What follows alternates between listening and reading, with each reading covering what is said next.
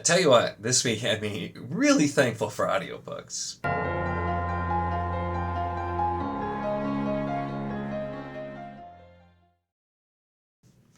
Hello and welcome to my channel. In this video, I'm going to be switching back now to some weekly updates during readathon. I always like to do weekly updates during readathon times because normally I'm reading quite a lot of books, and so I like to do this so I can just update and I don't have like a really long monthly update at the end. This though, as you've seen in some of my other updates and videos, I'm still working on binging Wars of Light and Shadow, so I've been off to a little slower start than I would have liked. But we're going to talk about what I have read, and a lot of it being audio that I've been using to still get some stuff done as I was getting through.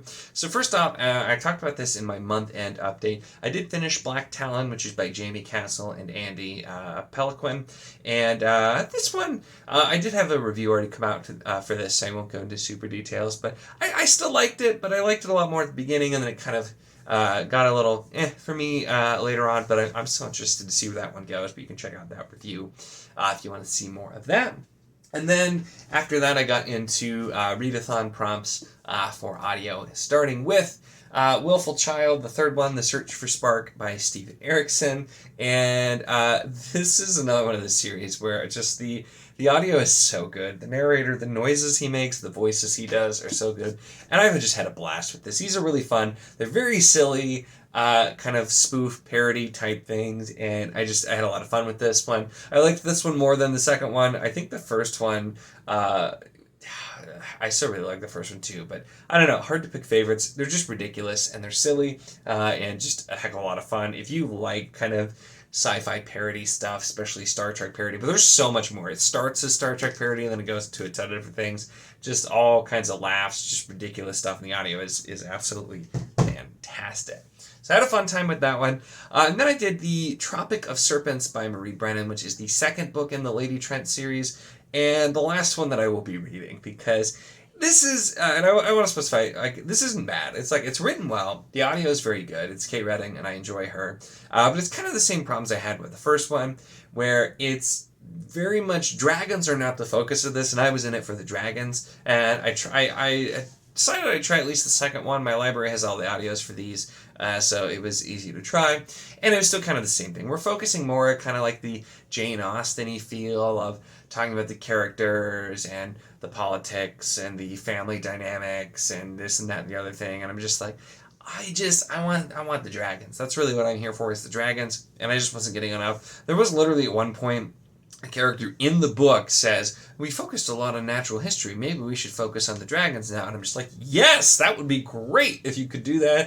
But so I think this one isn't for me. I can see why people really enjoy this, because like I said, really well written and good. It's just, it's not what I was wanting. It's focusing on the elements that I'm not there for and not as much on the ones I was there for. So I think I'm going to call it quits on this one and not continue, unfortunately, for that.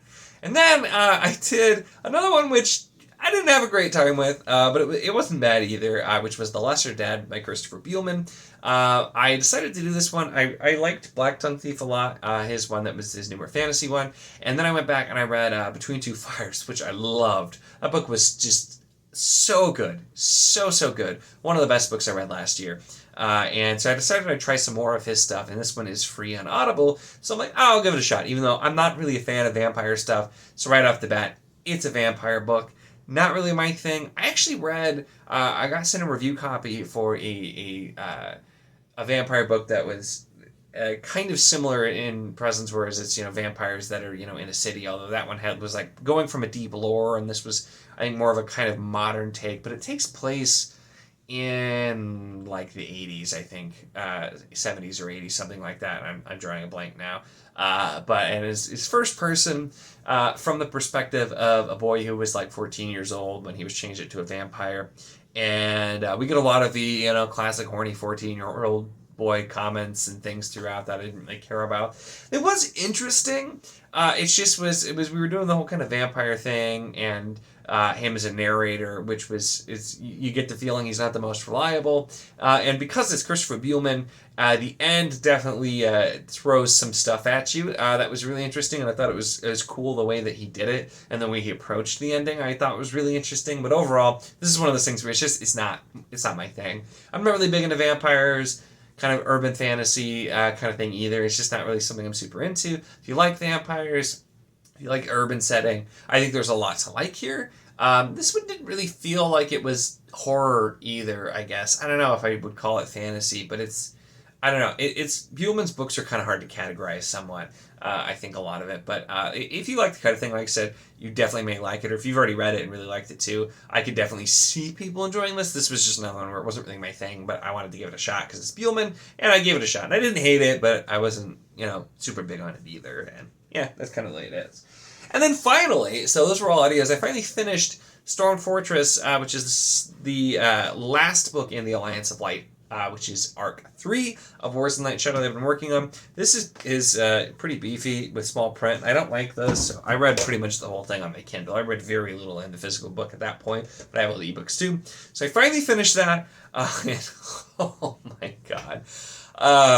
This series is just unreal. All of the things that have happened, all the things that are set up. I'm going to be starting the next book really soon, and I can't wait. The last 2 books I am going to be reading this month somehow, with also trying to fit in all the other prompts. But those 2 at least count for prompts because I'll be starting them this month. This was my carryover. And so, yeah, it's gonna be a tight month trying to get everything done for the readathon, but I'm gonna try and make it work. But I finished Storm Fortress, and then I read the different other short works, which include The Decoy, and Reigns of Destiny, and Child of Prophecy, and Black Bargain. So I read all of those, and I did really enjoy these as well. These were all shorts, and like I said, they're like, half hour, 40-minute reads a piece, so not like a ton of time, but they were way too short to count for readathon prompts, so I just read them anyway. I'll probably make a video kind of talking about these. These are all ones. Black Bargain, you can't really read until after you finish Storm Fortress. That's pretty deep in. The others you could read after the first book too, but they offer so much more, and I feel like there were a couple of these that reading them when I did really made sense. Some I could have read earlier, but I feel like no matter where you read them, you're going to get some insight, and so I did really enjoy those as well. I'll probably talk a little bit more about them, but they all take place well before the main series and just kind of give you some glimpses of what it was actually like before the Mistwraith, and seeing some of the events that we know about and have maybe heard about, but maybe didn't happen exactly the way you'd think they did, the way history says now. So really, really interesting. Really did enjoy those. And then I also did Butcher Baker, Candlestick Taker by Patricia Meredith. And this is one I've meant to get to for a while because I did a video for it, and also did the interview with Patricia for her book Deed of Dreadful Note, which I got to beta read on, which was really cool, and it was just something really different for me because kind of historical mystery, not something I've done a lot of. But right off the bat, I found myself really enjoying this one. The way it's set up, the characters, I just had a lot of fun with this. I'm really, really excited to continue with this series, and then Patricia did give some recommendations for other books to try, for like older mysteries, things like that too. So I'm gonna try out the mystery thing a little bit more because I've been having a fun time with Patricia's books, but I'll definitely do a review for that one too, and have that coming out so sometime soon here as well, and talk more about that. And really though, that is it. I'm gonna be starting, like I said, the next Wars of Light and Shadow books, which is Initiate's Trial. I have a bookmark in here, but that's just at the start of chapter 1. I have not actually really started this at all, but I'm so excited. This and Destiny's Conflict make up Arc 4, and then Arc 5 is going to be made up entirely of the one book, the last book to come out, so I'm really excited there. And then on audio, I started The Wormling Horde, which is the 7th book of Rune Lords, the second to last one that's out for this as well. And Rune Lords, if you've heard me talk about it, it's just been a lot of fun as well, so excited to continue with this and see how things are going to shape out, because these books have been nuts, especially in the back half, so a lot going on. So those are what I'm starting. I hope to have a lot of good updates next week. Hopefully we'll see, but hopefully I'm done with this particular Janie Words book if I can kind of get through. But I've been using the audio to help me still be getting through things, because that's taking up time when I can't be reading anyway, and then just devoting as much time as possible to getting through the physical / Kindle for Wars of Light and Shadow. But that's it for this week.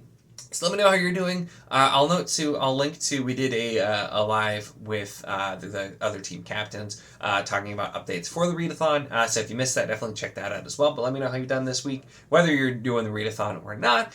Yeah, always like to hear that. Otherwise, make sure to give the video a like if you enjoyed it. Check the link in the description as always for the Wizardly Do It Discord if you want to chat books, whether any of these books, other books, any books, really anything at all. And it's a lot of fun and we'd love to have you. And of course, if you enjoy my content, make sure to subscribe.